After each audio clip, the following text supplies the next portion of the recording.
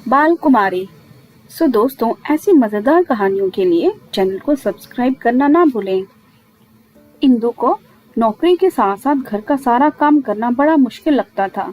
उसे किताबें पढ़ने का बड़ा शौक था, लेकिन जब से अम्मा काम वाली ने काम करना छोड़ा है, उसे अखबार की हेडलाइंस देखने तक की फुर्सत नहीं मिलती। 3-4 रिश्तेदारों के घर जाना जरूरी था, लेकिन वह टालती आ रही थी।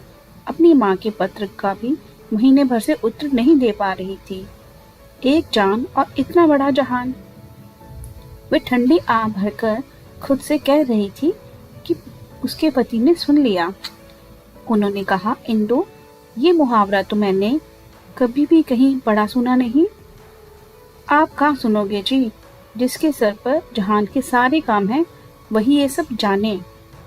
तुम्हारी समस्या मैं समझता हूँ, पर किया क्या जाए? काम करने वाली तो तुम्हें खुद ही ढूंढनी पड़ेगी। कैसे ढूंढूं? इंदु बोली, जैसे सभी औरतें ढूंढती हैं। मैंने अम्मा से, पड़ोसियों से कह तो रखा है, पर आज के जमाने में काम वाली का मिलना आसान नहीं है। मम्मी अखबार में विज्ञापन दे देते हैं। उसका बेटा मजाक करने लगा। बाप बेटा मजाक ही कर रहे हो, ये तो नहीं कि मेरे साथ कुछ मदद ही करा दो। भाई, आप बर्तन धोते हुए या झाड़ू हाथ में पकड़ते हुए क्या हम अच्छे लगेंगे?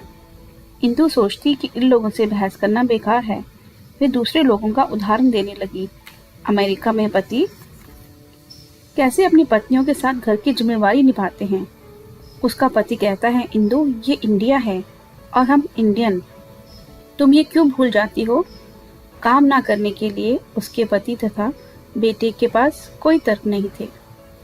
अम्मा ने कई वर्ष उनके घर में काम किया था, लेकिन अब उसके एक घुटने में बहुत दर्द रहता था और वह इंदु के घर की सारी सीढ़ियां नहीं चढ़ पाती थी।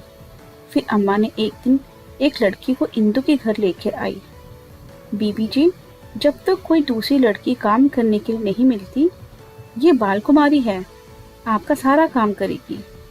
ये मेरे पोते की बेटी है। पिछले महीने ही मेरा पोता गांव से अपनी बहू और 4 बच्चों को लेकर आया है। लेकिन ये तो बहुत छोटी है, ये क्या काम करेगी? इंदु बोली।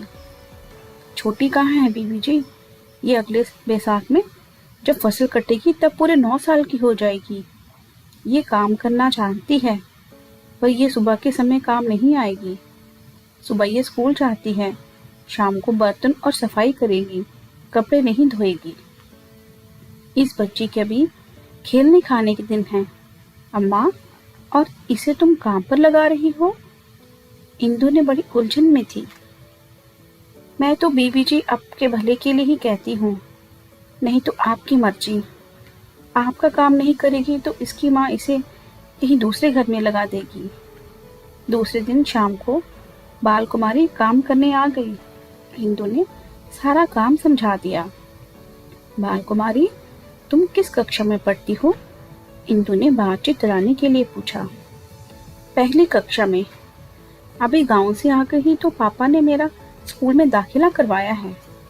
गांव में पढ़ती नहीं थी? नहीं, माँ कहती थी पढ़कर क्या करोगी। मेरी माँ बिल्कुल नहीं पढ़ी। वह चाहती है कि मैं भी ना पढ़ूं।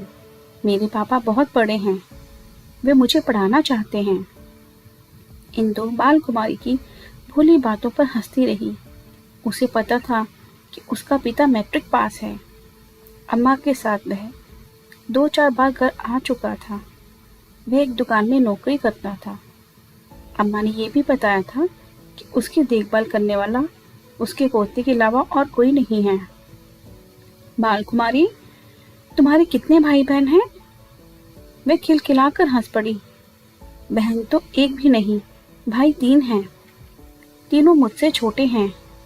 मेरी माँ मेरे भाइयों को बहुत प्यार करती है। ये कहते हुए वह उदास हो गई। तुम्हें प्यार नहीं करती? इंदु ने पूछा। नहीं, मुझे तो पापा और अम्मा ही प्यार करते हैं बस, बाल कुमारी ने कहा। तुम्हें कैसे पता? इंदु ने हाथ का काम छोड़कर बाल कुमारी की ओर देखते हुए पूछा। मेरी माँ मुझे बहुत डांटती है, मारती भी है, खेलने भी नहीं देती। मेरी माँ मुझे खाने के लिए सारी चीजें नहीं देती। मेरे भाइयों को सब कुछ देती है, भाइयों को खेलने भी देती है।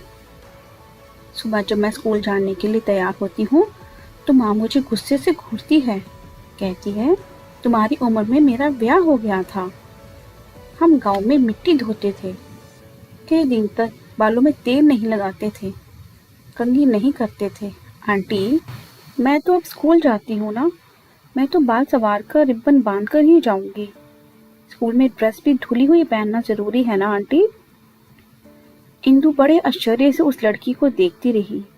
वो सोचने लगी, कितनी बोलती है ये, क्या सच में इसकी माँ इसकी परवाह नहीं करती होगी?